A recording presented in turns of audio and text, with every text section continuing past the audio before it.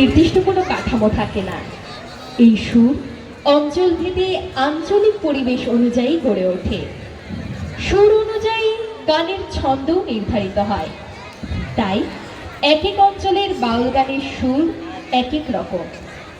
বৃহত্তর নদিয়া অঞ্চলকে বাউল সাধনার তীর্থক্ষেত্র বলা হয়, কারণ সে সময়ে অবিভক্ত বাংলার নদিয়া জেলার কুষ্টিয়া থেকেই বাউল মতের প্রচার ও প্রসার, বাউল কবিদের জন্ম এবং গায়কদের প্রাণকেন্দ্র হয়ে ওঠে ওই অঞ্চল।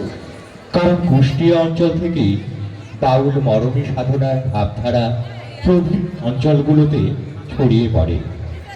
পরবর্তীকালে কুষ্টিয়ার গড়াই নদীর শাখা কালীগঙ্গার তীরে ছেউড়িয়া গ্রামে প্রসিদ্ধ বাউল সাধক লালন সাঁইজির আখড়া স্থাপন করেন।